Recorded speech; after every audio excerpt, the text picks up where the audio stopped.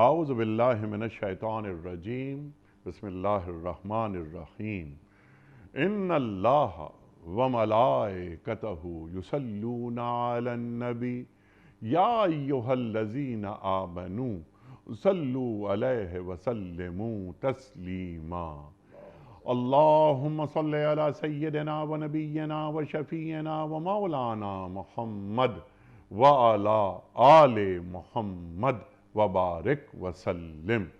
محترم خواتین و حضرات، السلام علیکم۔ پیام صبح کے ساتھ ایک بار پھر حاضر میں ہوں آپ کا میزبان انیق احمد۔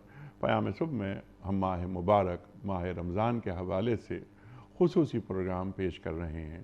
مختلف موضوعات ہوتے ہیں جو ہم منتخب کرتے ہیں قرآن کریم سے، اس موضوع سے قریب تر جو آیت ہوتی ہے اس کو ہم لاتے ہیں، تلاوت ہوتی ہے اس کی، اور اس موضوع کے حوالے سے بات کرواتے ہیں۔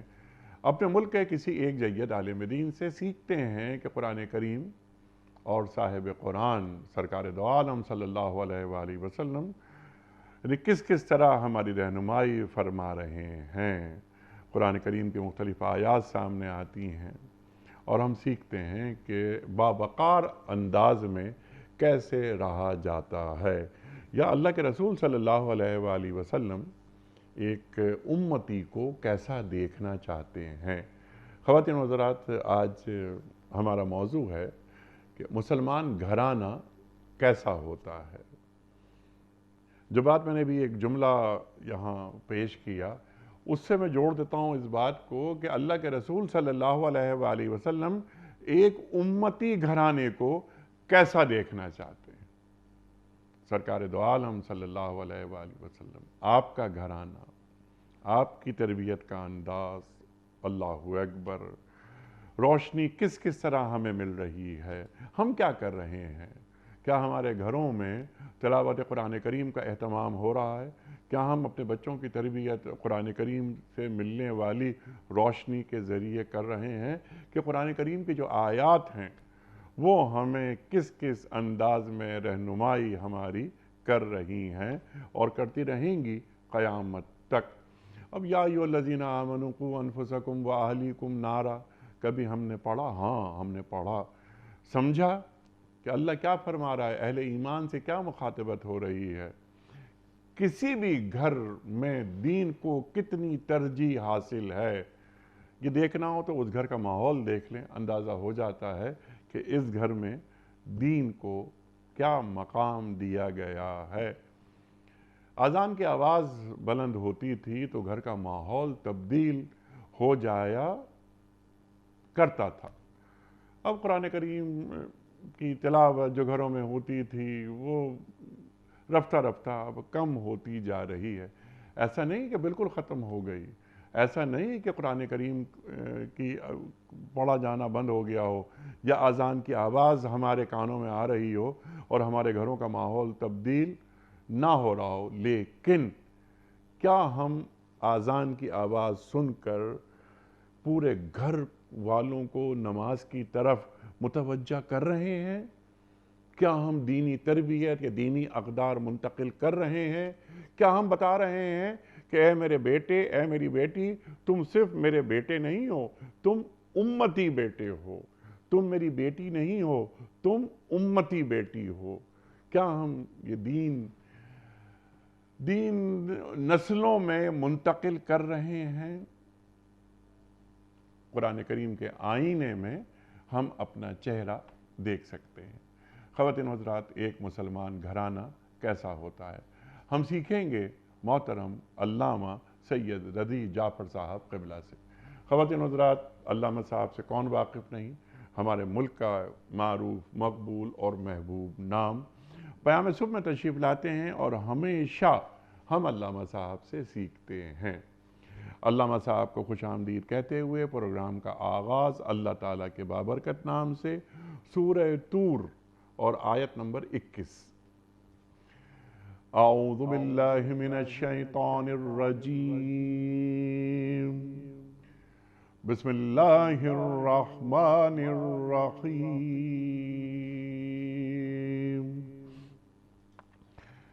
والذین آمنوا واتبعتهم ذریتهم بإیمان الحقنا بهم ذریتهم وما ألتناهم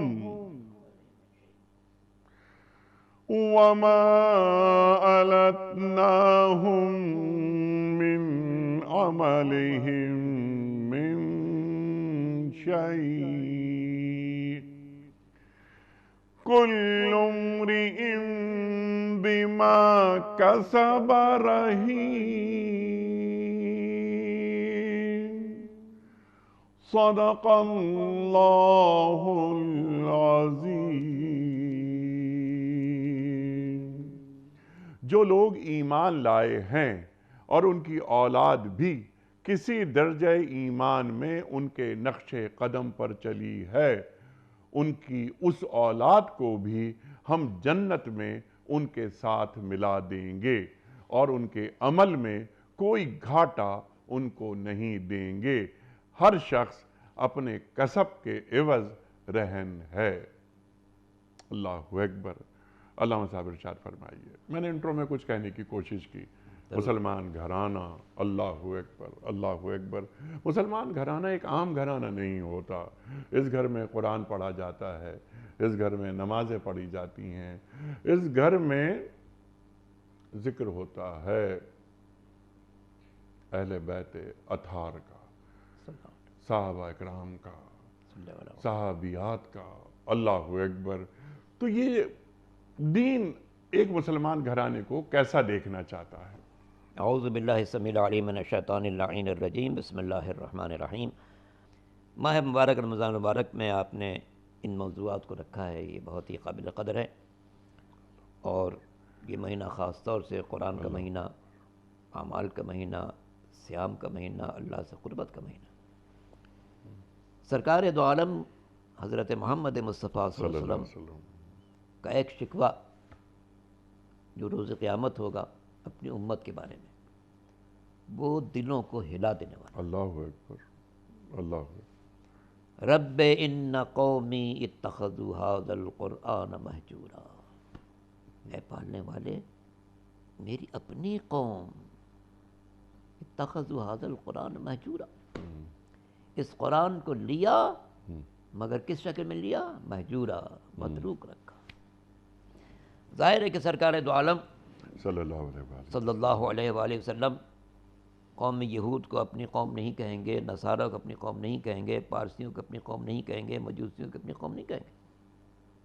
ان قومی، میری اپنی قوم وہی ہوں گے جو حضور کلمہ پڑھتے ہوں گے۔ تو الحمدللہ اس وقت دنیا میں شاید 140 کروڑ افراد ہیں جو حضور کو اپنا نبی مانتے ہیں، ان کا کلمہ پڑھتے ہیں، لا الہ الا اللہ محمد رسول اللہ کہتے ہیں، اور اسے کام بعض اوقات ورد زبان بھی رکھتے ہیں اور ہر موقع پہ استعمال کرتے ہیں۔ لیکن یہ جو حضور کا شکوہ ہے کہ پالنے والے میری اپنی قوم نے، اس کا مطلب ہے کہ سرکار کے لیے، سرکار چاہتے ہیں کہ ہماری قرآن سے وابستگی انتہائی اہم ہو، ٹھیک، ہم کسی بھی مرحلے پر قرآن کو متروک نہ کریں، سبحان اللہ، نہ فکر کی منزل میں، نہ ذکر کی منزل میں، نہ تہذیب کی منزل میں، نہ تمدن کی منزل میں، نہ روزمرہ کے معمولات میں۔ روزمرہ کے معمولات بھی ہم قرآن سے سیکھیں اور سرکار دو عالم سے سیکھیں۔ کنتم خیر امۃ اخرجت للناس تأمرون بالمعروف وتنہون عن المنکر وتدعون الی الخیر۔ تم بہترین امت ہو جسے نکالا گیا ہے، بنی نوع انسان کے لایا گیا ہے۔ یہ جملہ خیر امۃ اخرجت للناس، تمہیں نکالا گیا ہے، لایا گیا ہے بنی نوع انسان کے لیے، یعنی یہ امت ہونی چاہیے کہ تمام بنی نوع انسان کی خدمتگار ہو، تمام بنی نوع انسان کو راہ دکھانے والی ہو، تمام بنی نوع انسان کو ہدایت کرنے والی ہو، تمام بنی نوع انسان کو راستہ دکھانے والی ہو۔ مگر ہو کیا رہا ہے کہ ساری اقوام ہمیں راستہ دکھانا چاہ رہی ہیں۔ اس کی وجہ یہ ہے کہ ہم نے قرآن سے اپنا وہ رشتہ نہیں رکھا جو ہمارا رکھنا چاہیے تھا۔ آپ نے انٹرویو میں بالکل صحیح بات کہی ہے کہ ماضی میں ہمارے گھروں میں آغاز ہوتا تھا دن کا، پہلے نماز پڑھیں گے، پھر قرآن مجید کی تلاوت کریں گے، اس پر غور کریں گے سبحان اللہ. اور جائزہ لیں گے کہ میری اپنی زندگی میں اس تعلیم کا کتنا اثر ہے. قرآن مجید میں 6000 سے زیادہ آیتیں ہیں، مگر کتنے مسلمان ہیں جو ان آیات پر صحیح غور کرتے ہوں اور اپنی زندگی پر ڈھالنے کی کوشش کرتے ہوں. سرکار دو عالم کے ارشادات ہزاروں کے تعداد میں کتاب موجود ہیں، مگر آج ہم مسلمانوں سے سوال کریں تو کتنے لوگ ہیں جو سرکار دو عالم کے 5 ارشادات سنا سکیں؟ صلی اللہ علیہ وسلم. جب ہم ان کے ارشادات کو جانتے بھی نہیں تو اس پر عمل کیسے کریں گے؟ 5 ارشاد، کسی مسلمان بھی حضور کے 5 ارشاد سناؤ. شاذ و نادر ایسے افراد ملیں گے جو آپ کو 5 ارشاد حضور کے سنا سکیں. تو جن کے ارشادات کو ہم جانیں گے نہیں اس پر عمل کیسے کریں؟ تو ہماری زندگی میں دین کا اثر و رسوخ انتہائی کمزور ہے. ٹھیک. ہم اس بات کی تو فکر کر لیتے ہیں کہ ہمارا بچہ اسکول جا رہا ہے اور وہاں اچھے سے اچھے اسکول میں داخل ہو رہا ہے، انگلش میڈیم میں جا رہا ہے اور بہتر سے بہتر انگلش بولنے کی کوشش کر رہا ہے. لیکن کیا ہم اس بات پر زور دیتے ہیں کہ ہمارے بچے نے آج قرآن پڑھا، اس کی آیتوں کو سمجھا، اس پر غور کیا، سرکار دو عالم کے کسی ارشاد کو پیش نظر رکھا، اس پر غور کیا؟ آج کے دور میں یہ کام بہت آسان ہے. میں نے شاید کسی موقع پہ یہ بات عرض کی تھی، کل کا انسان شکوہ کر سکتا تھا جی کہ ہمارے پاس اتنے وسائل نہیں تھے ہم کتابیں خرید سکتے، وقت نہیں تھا کہ ہم لائبریری جا سکتے. آج کے انسان کے ہر ہاتھ میں ایک مشین موجود ہے، اس میں قرآن بھی موجود، تفاسیر بھی موجود، سرکار دو عالم کے ارشادات موجود، حکمت کی باتیں موجود، اللہ بلا بھی موجود. اب یہ انسان کی اپنی فکر پر ہے، اللہ بلا پر توجہ دیتا ہے یا لا الہ الا اللہ محمد رسول اللہ پر توجہ دیتا ہے. سبحان اللہ. تو آج کا انسان عذر نہیں کر سکتا، کل کا انسان عذر کر سکتا تھا جس کے پاس وسائل نہیں تھے. آج کا انسان عذر نہیں کر سکتا، اس سے کہ آج کے انسان کے پاس ہاتھ میں ایک چھوٹی سی چیز ہے جس میں وہ ہر وقت کام لیتا ہے، اس میں دیکھیں قرآن مجید کی آیات ملیں گی، ان کا ترجمہ جس زبان میں چاہے گا ملے گا. تفاسیر ملیں گی، تفاسیر ہر زبان میں ملیں گی. حضور کے ارشادات ملیں گے، ہر زبان میں ملیں گے. اب آج کا انسان عذر نہیں کر سکتا کہ ہمارے پاس گنجائش نہیں تھی. نہیں، اپنے وقت کا حصہ خرچ کرو. 24 گھنٹے ہر ایک کے پاس ہیں، نہ اس سے کم نہ کسی کے، نہ اس سے زیادہ. ان اوقات کو قیمتی بنانا انسان پر منحصر ہے.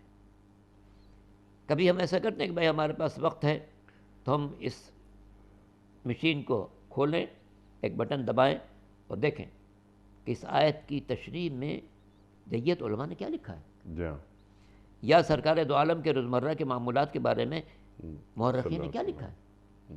جب تک ہم یہ عادت نہیں بنائیں گے ہم کیسے سمجھ سکیں گے کہ ہم سرکار دو عالم کے لائے ہوئے دین پر عمل پیرا ہیں. ٹھیک. اور اگر قرآن کے سلسلے میں ہم نے کوتاہی کی تو اسی آیت کے ذیل میں ہم آ جائیں گے جس میں قرآن نے کہا کہ ان قومی اتخذوا ھذا القرآن مہجورا. قرآن کو مہجور نہ رکھیں، قرآن کی تلاوت لازماً اپنی زندگی کا جز بنائیں. ٹھیک. اگر آپ کے پاس 15 منٹ ہیں تو 5 منٹ تلاوت کریں، 5 منٹ اس کا ترجمہ سمجھیں، 5 منٹ بس غور کریں. ٹھیک. اچھا علامہ صاحب، یہ قرآن ایک مسلمان گھرانے کو کیسا دیکھنا چاہتا ہے؟ جی، مسلمان گھرانے کو کیسا دیکھنا چاہتا ہے؟ سرکار دو عالم نے جو نمونے عمل کے پیش کیے ہیں، دور دراز سے آنے والے افراد جو حتیٰ کہ حضور کی زبان نہیں جانتے تھے، جیسے جناب سلمان فارسی، عجیب داستان ہے ان کی. بدترین گھرانے پیدا ہوئے مذہب کے اعتبار سے. زردشت کا مذہب، مجوسیہ کا مذہب ظاہری طور پر دنیا کا بدترین مذہب ہے. ہندوؤں سے بہت قریب ہیں، ہندو بت بنا کے پرستش کرتے ہیں اور یہ آگ جلا کے پرستش کرتے ہیں. ٹھیک. لیکن ہندوؤں سے بدتر ان معنوں میں ہے کہ ہندوؤں کے یہاں بھی محرم سے شادی جائز نہیں ہے، مگر مجوسیوں کے یہاں محرم سے شادی جائز ہے. خیر، جناب سلمان فارسی جب سن رشد کو پہنچے تو گھر والوں نے کہا کہ بھائی یہ آگ جلاؤ، پوجا کرو. یہ کیسے ہو سکتا ہے؟ آگ تو میں نے خود جلائی ہے، اس کو سجدہ کیسے کروں گا؟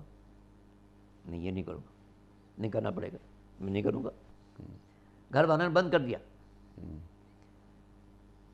شاہی خاندان سے تعلق رکھتے تھے، گھر میں بند کر دیے گئے، کھانا دے دیا جاتا تھا مگر اجازت نہیں تھی نکلنے کی۔ نکلنے کی آزادی ملے گی اگر سجدہ کرو آگ کو، اگر نہیں آگ کو نہیں سجدہ کرو، اپنے خالق کائنات کو سجدہ کروں گا، اس کو نہیں سجدہ کروں۔ عرصے تک اسی طرح گزارا، کمرے میں بند ہے، کھانا پہنچ رہا ہے۔ ایک دن طے کیا، یہ ہے دین کی تلاش۔ ایک دن طے کہ بھی ایسے کیسے زندگی گزرے گی کہ میں کمرے میں بند رہوں، کھانا مل جائے کھا لوں اور سو جاؤں، یہ تو زندگی نہیں ہے۔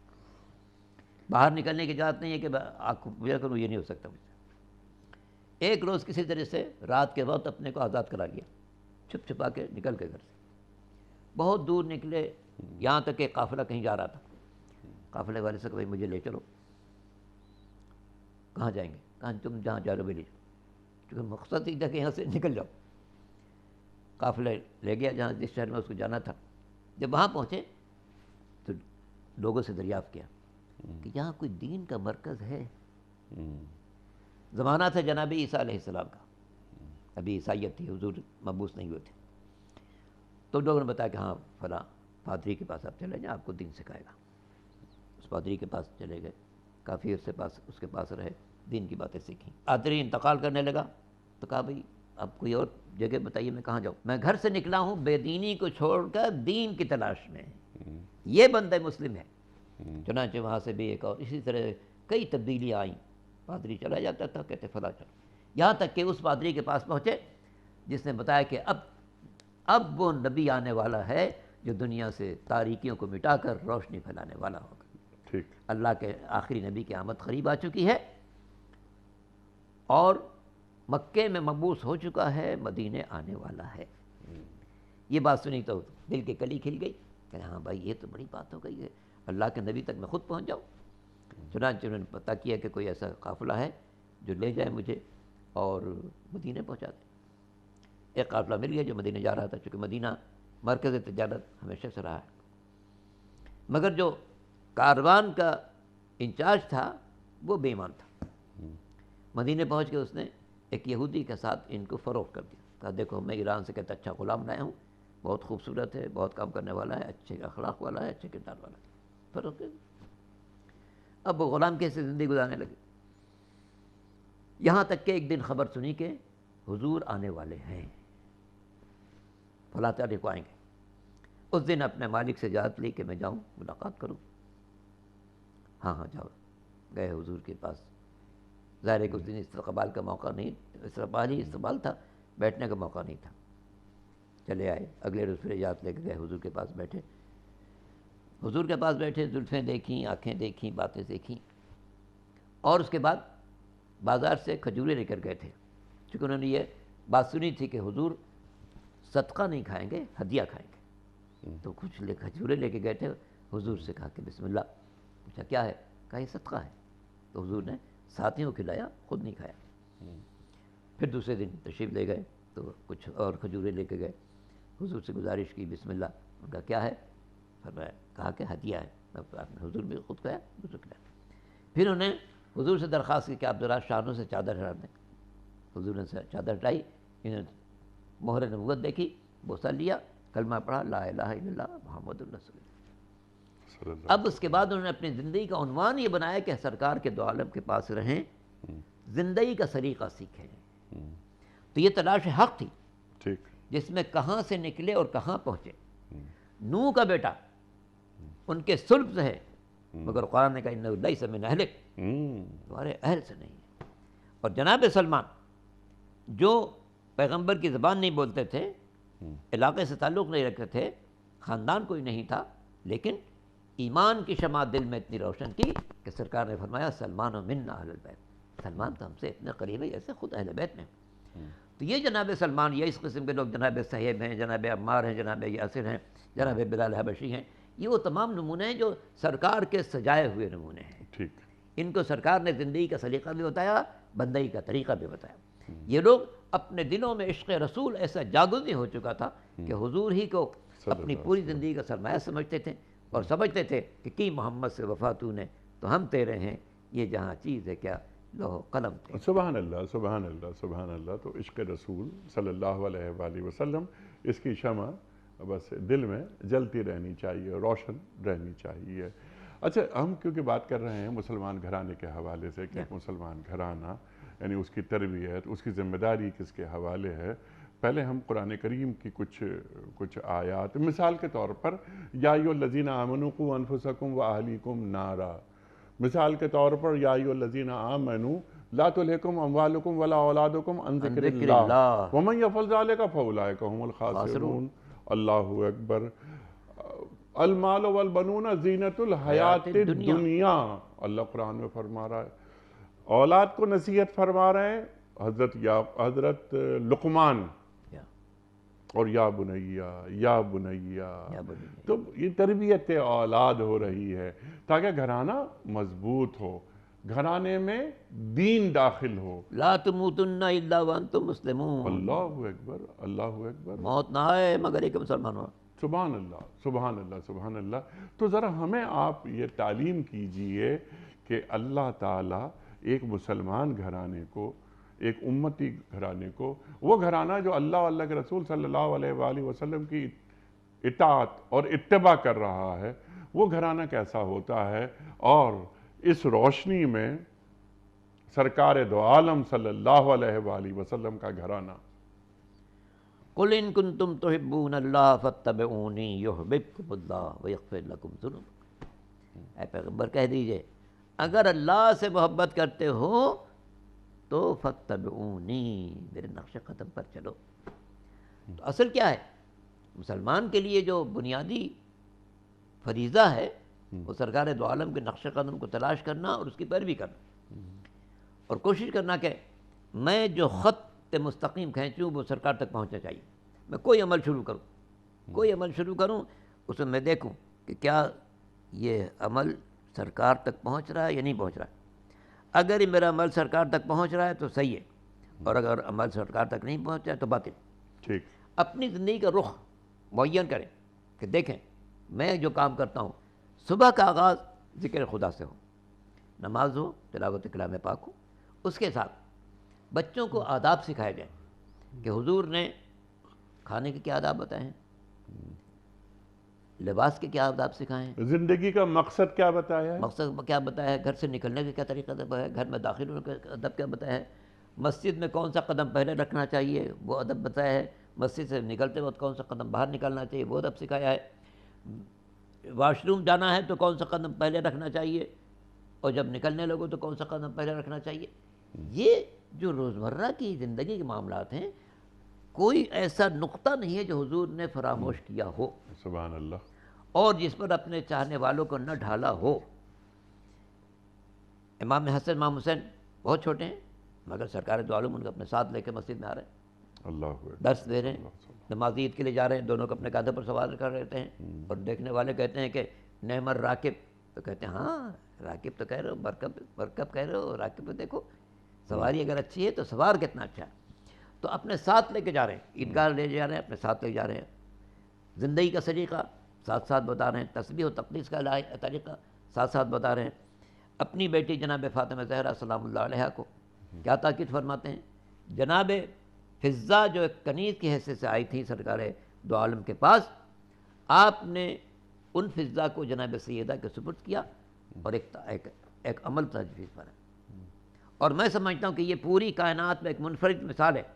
آج بھی ہمیں کوئی مثال نہیں مل سکتی کہ گھر کا سارا کام ایک دن خادمہ کرے تاکہ مالکہ آرام کرے، اور دوسرے دن سارا کام مالکہ انجام دے تاکہ خادمہ آرام کرے. اللہ اکبر. یہ مثال شہزادی گھر میں ملتی ہے پیغمبر کے بتائے ہوئے طریقے کے مطابق کہ ایک روز سارا کام جناب سیدہ فرماتی ہیں تاکہ فضہ آرام کریں، اور ایک روز سارا کام جناب فضہ انجام دیتی ہیں تاکہ سیدہ آرام کریں.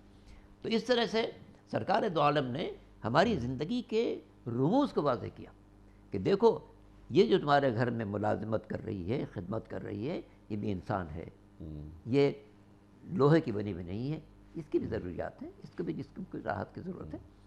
تو حضور نے اپنی زندگی سے، اپنے بچوں کی زندگی سے، اپنے ساتھیوں کی زندگی سے، بس میں بیٹھنے والوں کی زندگی سے ہمیں درس سکھایا کہ ہمیں کیسی زندگی گزارنی چاہیے. اور وہ زندگی کیا ہے؟ جس زندگی کا نقطۂ آغاز اللہ سے ہو، اللہ اور ہر موقع پر ہم پیش نظر رکھیں کہ میرا اللہ میرے اس بات سے راضی ہے یا نہیں۔ یہ اسی وقت ہو سکتا ہے جب ہم روزانہ اپنے بچوں کو اس کا ایک درس دیں، اپنے بچوں کو اپنے سے قریب کریں۔ مغرب میں جو لوگ اپنی اولاد سے محروم ہیں اس کی بڑی وجہ ہے کہ انہوں نے نظر انداز کیا، اپنے اولاد کو اپنے سے قریب نہیں کیا۔ لیکن کم از کم ہفتے میں آپ ایک دن نکالیں، ان کے ساتھ بیٹھیں، ان کے ذہن کو پڑھیں۔ بہت سے سوالات ان کے ذہن میں آتے ہوں گے، اللہ کے بارے میں سوال آئے گا، قرآن کے بارے میں سوال آئے گا، حضور اکرم کے بارے میں سوال آئے گا، صلی اللہ ان سے سیکھیں، ان کو اپنے سے قریب کریں، بچوں کو دوست بنائیں، اور دوست بنا کر ان کو سکھائیں کہ ہمارے حضور کا کیا طریقہ ہے، ہم کیا ہیں، ہم مسلمان ہیں، جب مسلمان ہیں ہمارے حضور نے ہمارے لیے کیا تعلیم کیا ہے۔ تو یہ معاملہ اگر روزانہ کی بنیاد پر ہو اور بچہ اسکول جائے، وہ اسکول واپس آئے، ہم اس کو سوالات کے ذہن میں دیکھیں کہ بچے کے ذہن میں کون سے سوالات پروان چڑھ رہے ہیں۔ ایسا تو نہیں کہ دین کے خلاف کوئی بات پروان چڑھ رہی ہے، یہ نماز کیوں پڑھی جاتی ہے، روزہ کیوں رکھا جاتا ہے، ماہ مبارک میں ہم کیوں سارا دن بھوکا رہتے ہیں، ہم کیوں اللہ کے گھر حج کرنے جاتے ہیں، کیوں ہم پر یہ سب فرائض عائد کیے گئے ہیں، ہم پر زکوٰۃ کیوں فرض کی گئی ہے، ہمیں بندگان خدا کے حقوق کو کیوں تعلیم کی گئی ہے۔ اگر بچپن سے ہم ان کے ذہنوں کو تعلیم دیں گے کہ ان احکام کا فلسفہ کیا ہے، ان احکام کی افادیت کیا ہے، تاکہ انسان اپنے رب سے قریب ہو، اپنے خالق کو پہچانے، جس نے اسے وجود عطا کیا ہے اس کو پہچانے، جس نے آنکھوں میں روشنی عطا کی ہے، جس نے زبان و قوت گفتار عطا کی ہے، جس نے کانوں و سماعت عطا کی ہے، جس نے دل میں دھڑکن عطا کی ہے، جس نے دماغ میں سوچنے سمجھنے کی صلاحیت عطا کی ہے، جس نے ہاتھوں میں قوت گرفت عطا کی ہے، جس نے پیروں میں چلنے کی طاقت عطا کی ہے، اس کو پہچانے۔ رب کو پہچاننا انسان کی پہلی زندگی، رب کو پہچاننے کے بعد یہ پہچانے کہ سرکار دو عالم جو محبوب الہی ہیں، اللہ کے نبی 1,24,000 مگر محبوب ایک ہیں، وہ سرکار دو عالم ہیں۔ ٹھیک ہے، اور ایسا محبوب کہ جس کے قول کو اللہ نے اپنا قول قرار دیا، جس کے عمل کو اپنا عمل قرار دیا، اور جس کی ذات کو پوری دنیا کے لیے کامل ترین نمونہ قرار دیا، لقد کان لکم فی رسول اللہ اسوۃ حسنہ۔ تو حضور کی زندگی سے ہر مسلمان کو سبق سیکھنا چاہیے کہ حضور کا اپنے اولاد کے ساتھ تعلق کیسا تھا، اپنے بزم میں بیٹھنے والوں کے ساتھ تعلق کیسا تھا، دشمنوں کے ساتھ کیسا تعلق تھا، بزم میں کیسا تعلق تھا، رزم میں کیسا تعلق تھا، خطبوں میں کیسا تعلق تھا، تجارت میں کیسا تعلق تھا، زراعت میں کیسا تعلق تھا۔ سبحان اللہ، سبحان اللہ، سبحان اللہ۔ اپنی اولاد کو ادب سکھاؤ، جی ہاں، اللہ کے رسول فرما رہے ہیں صلی اللہ علیہ وآلہ وسلم، اپنی اولاد کی عزت کرو، فرما رہے ہیں سرکار دو عالم صلی اللہ علیہ وآلہ وسلم۔ بہت سارے فرمودات، مسلمان خاندان کیسا ہوتا ہے، کیونکہ فرد سے پھر خاندان بنا، خاندان سے معاشرہ بنتا ہے، معاشرے سے ریاست۔ تو اس انداز میں کیا ہم اپنی اولاد کی، اپنے خاندانوں کی ہم تربیت کر رہے ہیں، اور اپنی اولاد کی تربیت کرنے کے لیے بنیادی ذمہ داری کس کی ہوتی ہے، یعنی ماں کی یا باپ کی؟ باپ اور ماں ویسے تو دونوں ذمہ دار ہیں، لیکن ظاہر ہے کہ باپ معاشی ضروریات کے لیے گھر سے زیادہ باہر ہوتا ہے، عورت اتنی زیادہ باہر نہیں ہوتی، تو عورت کو زیادہ وقت ملتا ہے بچے کے ساتھ گزارنے کے لیے۔ بچہ اسکول سے آ گیا، مثلاً 1:30 بجے 2 بجے اسکول سے آ گیا، اب سارا وقت ماں اس کے ساتھ ہے، باپ تو بالکل شام کو مغرب پہ ہوتا ہے گا۔ تو یہ جو ماں کو وقت ملتا ہے وہ بہترین وقت ہے کہ وہ اپنے اولاد کو دین سے آشنا کرے، کچھ قرآن سکھائے، کچھ عالم پیغمبر اسلام کے ارشادات سمجھائے، ان کی باریکیوں کو سمجھائے اور دین کے فلسفے کو سمجھائے۔ تو اسی لیے کہا گیا کہ ماں جو ہے پہلی درسگاہ ہے انسان کی، کہ ماں کو سب سے زیادہ موقع ملتا ہے اپنی اولاد کے ساتھ بسر کرنے کا۔ بچہ اسکول سے آئے گا یا بچہ اسکول جا رہا ہے، ناشتے کا انتظام ماں کرے گی، پھر بچہ اسکول سے آئے گا تو کھانے کا انتظام ماں کرے گی۔ ان باتوں میں اس کو سمجھا سکتی ہے کہ ہمارے حضور نے کیا حکم دیا ہے کہ ہم کون سا لقمہ کہیں، لقمہ کھاتے وقت ہمارا طریقہ کیا ہونا چاہیے، بسم اللہ پڑھنی چاہیے، اللہ کو یاد کرنا چاہیے۔ اگر عادت پڑے گی کہ بسم اللہ کے بغیر شروع مت کرو، کیونکہ حضور کا ارشاد ہے کل امر ذیبان لم یبدا بسم اللہ فهو اخطا، جس کام کا آغاز اللہ کے نام کے بغیر ہوگا وہ نامکمل رہے گا۔ تو اس لیے بچے کو بھی سمجھا کہ بیٹا دیکھو تم کھانا کھا رہے ہو، اللہ کا نام لے کے شروع کرنا، پھر سے احساس بھی ہوگا کہ جب اللہ کا نام ہے تو اس میں کوئی حرام چیز شامل نہیں ہونی چاہیے۔ سبحان اللہ، لباس پہنو بسم اللہ کر کے پہنو، سبحان اللہ، حمام میں جاؤ اللہ کا نام لے کرو، غسل شروع کرو اللہ کا نام لے کے، وضو کرو اللہ کا نام لے کے، کھانے کے میز پر آؤ، پہلے وضو کر لو، چونکہ حضور کو باوضو رہنا بہت زیادہ پسند تھا، تو تم باوضو کر رہو اور نماز آگے پڑھو۔ سبحان اللہ۔ تو اس لیے ماں کے پاس زیادہ وقت ہوتا ہے اپنے بچے کو دین کے راستے پر ڈھالنے کے لیے، بشرطے کہ ماں دین کو پورے طور پر پہلے پہچانے، پھر بچوں تک پہنچائے۔ ٹھیک ہے، تو یعنی اولاد کی تربیت کرنے سے پہلے والدین کی تربیت ضروری ہے۔ اپنی کریے تربیت کریں۔ سبحان اللہ، سبحان اللہ۔ تو میں نے ماں کو الگ اور باپ کو الگ نہیں رکھا، بلکہ میں نے کہا کہ والدین کی تربیت ہو چکی ہو، ان کا ذہن مغلوب نہ ہو، مروب نہ ہو کہ یہ میرا بچہ یا میری بچی یہ میرے گھر میں آ گئی ہے، اب میں اس کو اعلیٰ تعلیم دلواؤں گا اور اس کے بعد اسے میں دنیا کمانے کا ذریعہ بناؤں گا، کمانے کا ذریعہ۔ اور صبح اگر میرا بیٹا ٹائی لگا کر کسی اچھی جگہ جاب کرنے جا رہا ہے، یا اسے اعلیٰ تعلیم کے لیے امریکہ انگلینڈ بھجوا دیا، وہ آئے یا وہاں رہے، ہمیں بلوا لے، ہم وہاں چلے جاتے ہیں، تو یہ غلامانہ ذہنیت ہے۔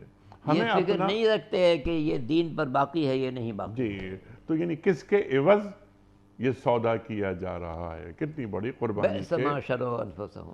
اللہ اکبر، اللہ اکبر، اللہ اکبر۔ اچھا، جتنی باتیں آپ نے فرمائیں، اس میں اگر دو چیزوں کا اور اضافہ کریں، بہت سی چیزوں کا اضافہ ہو سکتا ہے کہ والدین اپنی اولاد کو یہ بھی بتائیں کہ شکر گزاری کیا ہوتی ہے۔ اس سے پہلے بچے کو یہ بتایا جائے کہ دنیا میں آنے کا مقصد کیا ہے۔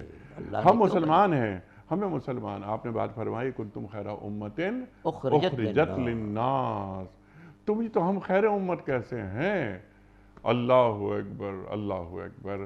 تو کیا یہ باتیں ہیں؟ اب بہت سارے سوالات اس ذہن میں اٹھتے ہیں، کیا ہم یہ تمام باتیں یا دین کا فلسفہ جو آپ نے ہمیں تعلیم کیا، کیا ہم اپنی اولاد تک منتقل کر رہے ہیں؟ یہ کنتم خیر امت اخرجت للناس، آج یہ سوال کیا جائے بچوں سے، کیا ان کو تو معلوم ہی نہیں ہوگا، کیونکہ قرآن سے قربت نہیں ہے۔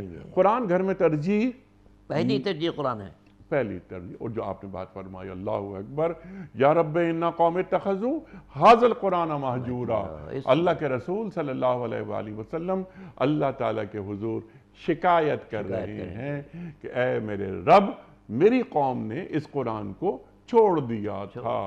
اب یہ شکر گزاری کا ماحول، مقصد زندگی بیان کرنے کے بعد صبر، شکر کے ساتھ ساتھ صبر۔ لقمان، حضرت لقمان بیٹے کو بتا رہے ہیں وَاصْبِرْ عَلَىٰ مَا أَصَابَكَ، ارشاد فرمائیے۔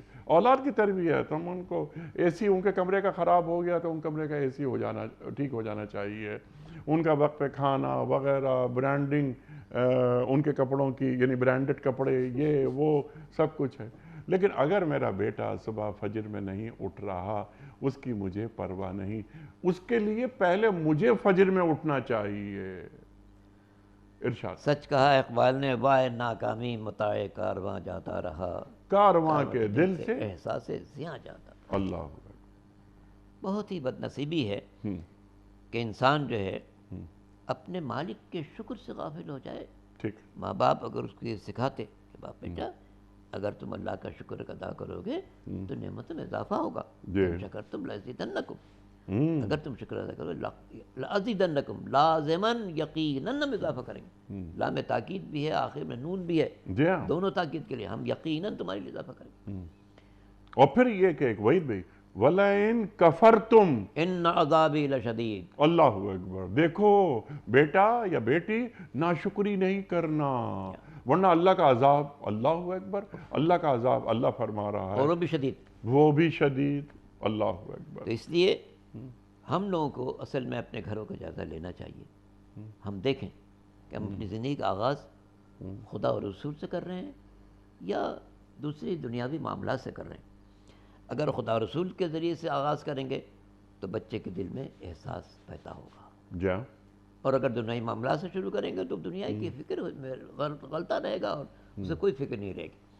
آج اگر آپ دیکھیں گے، آپ تو الحمدللہ مغربی دنیا میں بہت جاتے رہتے ہیں، بہت سے لوگ اپنی اولاد کو کھو چکے ہیں، جا، کھو چکے ہیں۔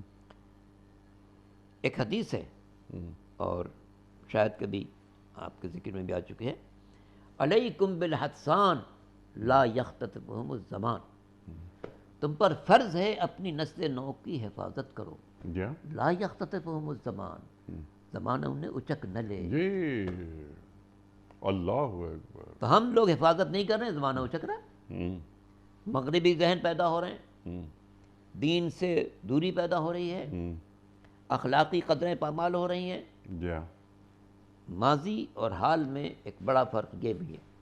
ٹھیک ہے، ماضی میں اتنی خوشحالی نہیں تھی اقوام عالم کے درمیان، اتنے وسائل بھی نہیں تھے جتنے آج کے دور میں میسر ہیں انسانوں کو، لیکن قدریں محفوظ تھیں. آج کے دور میں قدریں پامال ہو رہی ہیں، اب وہ اخلاقی توازن برقرار نہیں رہا. اس لیے ضرورت اس بات کی ہے کہ ماں باپ چاہے یہاں ہوں یا مغربی دنیا میں، ٹھیک دونوں پر فرض ہے اپنے اولاد کو اپنے سے قریب کریں. جی ہفتے میں کم از کم ایک دن ایسا ضرور نکالیں جب کچھ دیر بیٹھ کر بچوں کے ذہنوں کو پڑھیں ٹھیک اور ان کو قرآن سے آشنا کریں، ان کو سمجھائیں کہ بیٹے یہ ہماری کتاب ہے، ہمارے نبی پر نازل ہوئی ہے، اور ہم اس کے بغیر زندہ نہیں رہ سکتے. اور سرکار دو عالم ہمارے لیے بہترین نمونہ ہیں. انہوں نے اپنے گھر کی زندگی کیسے گزاری، سماج کے ساتھ کیسے زندگی گزاری، معاشرے میں کیسے زندگی گزاری، جنگ کے آداب کیا تھے، امن کے آداب کیا تھے، بندگان خدا سے ان کے معاملات کیا تھے، جی اور ملکوں کے ساتھ کیسے تعلقات تھے، سربراہان مملکت کو کیسے کیسے خطوط سرکار دو عالم میں لکھیں. ان سب کی تعلیم بچوں کو دیں. بچوں کو صرف پیسے کمانے کی مشین نہ بنائیں، خدا کا بندہ بنائیں. ٹھیک. سبحان اللہ سبحان اللہ سبحان اللہ. اچھا، اس کے لیے جس طرح آپ نے بات فرمائی، بہت اہم بات کہ ہفتے میں ایک دن تو بہت بڑی بات ہے. کوشش یہ کریں کہ رات کا کھانا اولاد کے ساتھ کھائیں. کچھ اور بتاتے ہیں نہیں اس دوران. جی، اور اسی میں تمام باتیں ہو جائیں کہ اگر بچہ اسکول جا رہا ہے تو اس کی سطح پر آ کے بات کریں. آج اسکول میں کیا ہوا، آج میڈم نے کیا کہا، اچھا تمہاری مس آج تمہارے ساتھ ان کا رویہ کیسا رہا، تم سے خوش ہیں یا نہیں ہیں وہ، ارے تم سے غلطی کون سی ہو رہی ہے. اس کو طریقے سے سکھایا جائے، بتایا جائے، پڑھایا جائے، تربیت کی جائے.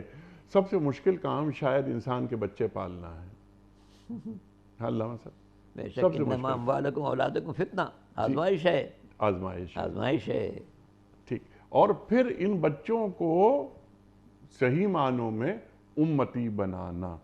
چند کام جس طرح آپ نے بات فرمائی بہت اچھی کہ ایک دن دے دیا جائے بچوں کے لیے. سنڈے بھی نہیں ہوتا ہمارا، سنڈے بھی ہمارا ہم کہیں لگے ہوئے ہوتے ہیں، تو سنڈے کو فیملی ڈے ہونا چاہیے کہ جناب والا ہم باتیں کریں گے، ان کی سطح پر آ کے باتیں کریں گے اور ان تک باتیں پہنچائیں گے.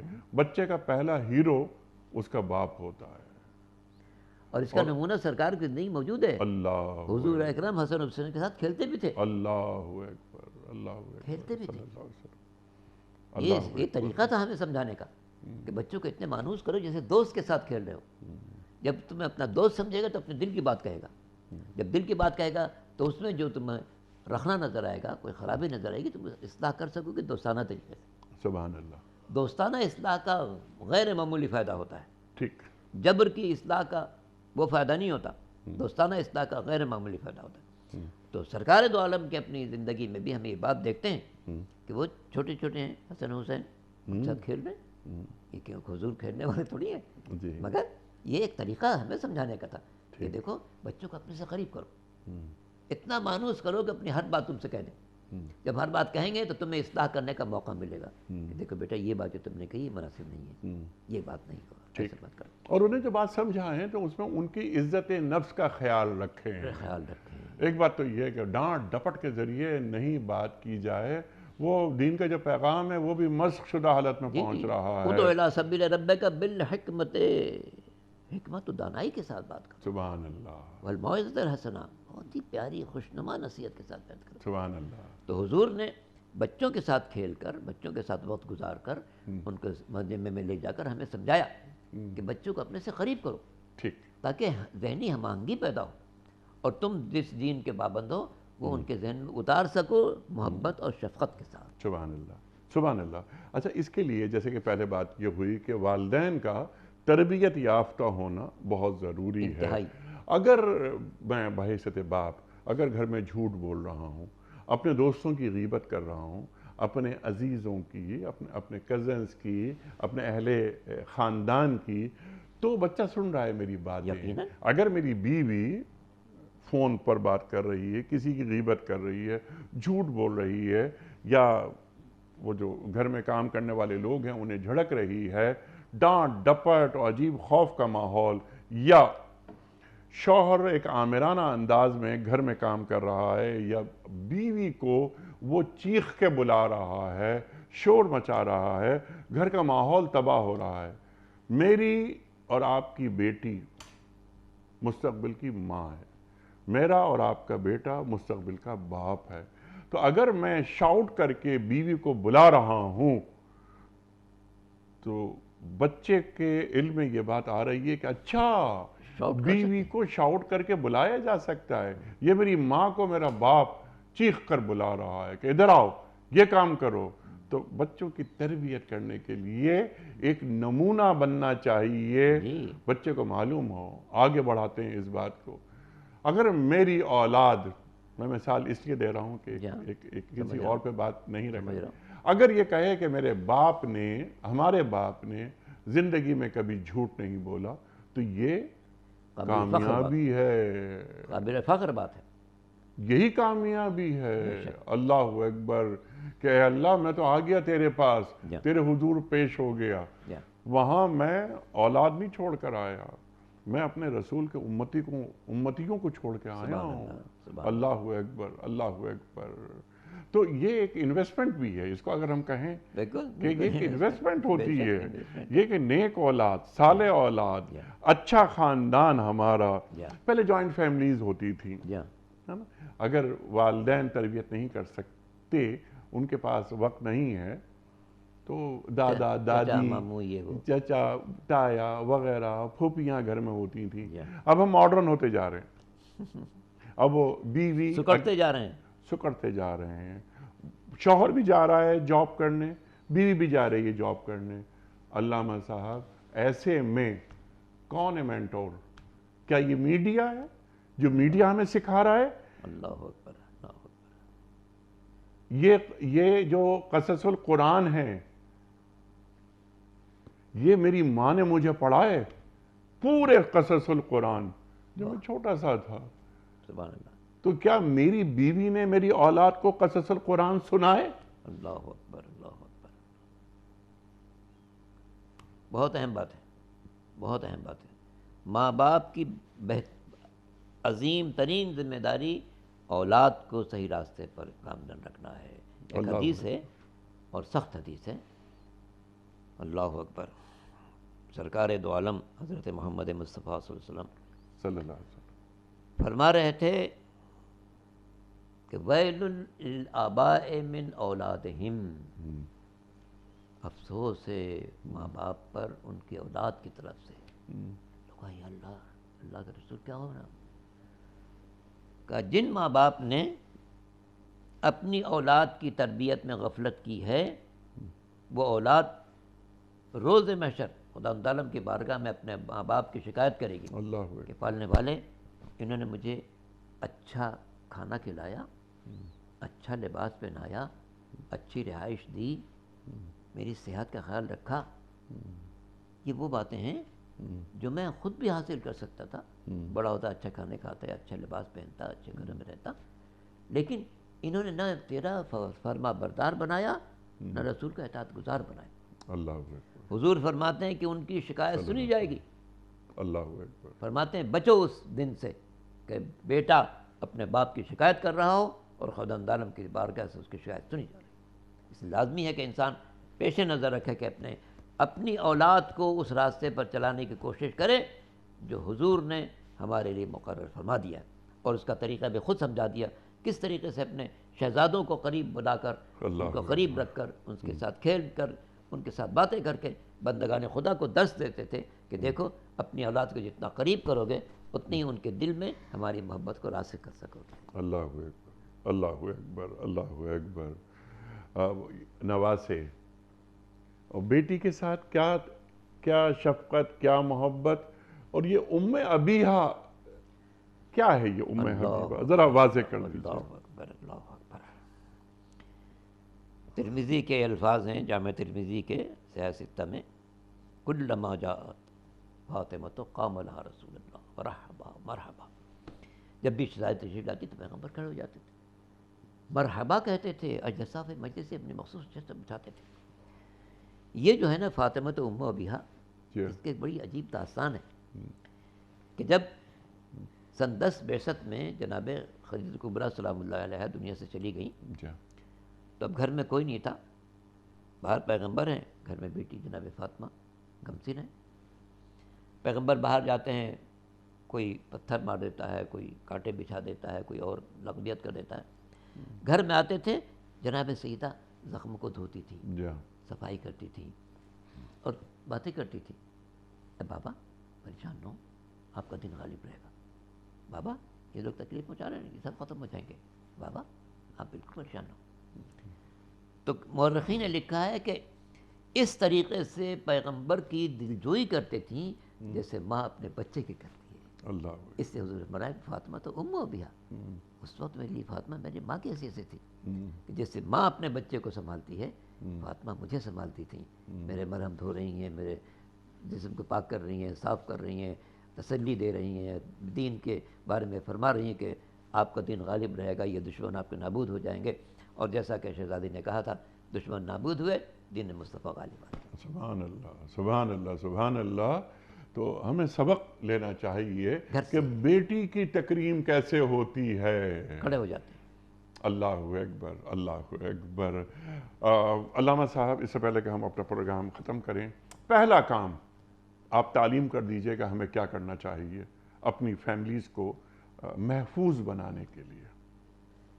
پہلا کام یہی ہے کہ ان کے دلوں میں اللہ اور رسول کی محبت کو راسخ کریں، قرآن سے قریب کریں، پیغمبر اسلام کے ارشادات ان کے دل میں اتاریں۔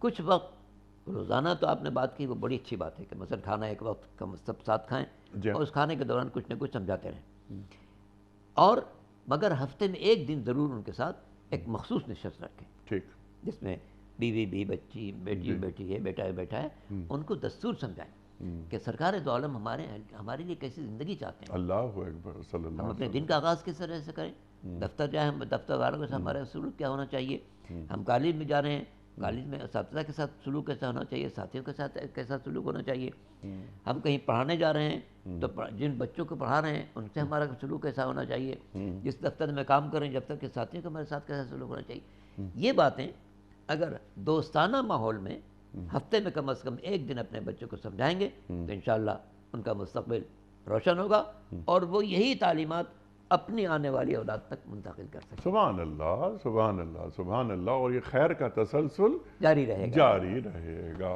علامہ صاحب بہت شکر گزار آپ کا، بڑا ممنون۔ آپ جانتے ہیں کہ جب بھی آپ تشریف لاتے ہیں ہم ہمیشہ آپ سے سیکھتے ہیں۔ اللہ سلامت رکھے۔ خواتین و حضرات، مسلمان گھرانہ کیسا ہوتا ہے، اور سرکار دو عالم صلی اللہ علیہ وآلہ وسلم کے گھرانے کا ذکر علامہ صاحب نے فرمایا۔ ہمارے لیے روشنی، ہدایت، رہنمائی کا ذریعہ ہے وہ گھرانہ۔ خواتین و حضرات، یہ گفتگو محض گفتگو نہیں ہے، یہ عمل کا تقاضا کرتی ہے۔ یا ایھا الذین آمنوا لما تقولون ما لا تفعلون کبر مقتا عند اللہ ان تقولوا ما لا تفعلون۔ اے لوگو جو ایمان کے دعوے دار ہو، وہ بات کیوں کہتے ہو کہ جس پر عمل پیرا نہیں ہوتے؟ اللہ کو یہ بات بہت ناگوار گزرتی ہے۔ اللہ اکبر اللہ اکبر۔ تو یہ عمل کا تقاضا کرتی ہیں تمام باتیں جو علامہ صاحب نے ہمیں تعلیم فرمائی۔ کل تک کے لیے اپنے میزبان انیق احمد کو اجازت دیجیے۔ ایک نیا موضوع اور ایک نیا مہمان ہمارے ساتھ کل ہوں گے، اور ہم پھر کسی نئے موضوع پر سیکھیں گے ان سے۔ خدا حافظ۔